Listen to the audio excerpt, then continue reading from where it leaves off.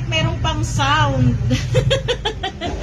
Ayan guys, goodbye 2025 and welcome! Ay, mali. Goodbye 2024. Goodbye 2024 and hello 2025. Ayan, sana po yung 2025 natin ay maganda, masagana. Importante talaga guys, dahil ko sinasabi, huwag magkasakit. Yun yung po importante sa tao. At saka, doon naman po sa 2024, maraming salamat sa mga blessings, sa mga trials, diba? Kasi doon tayo titibay eh. And sa 2025, naway tayong lahat ay masagana ang ating bagong taon.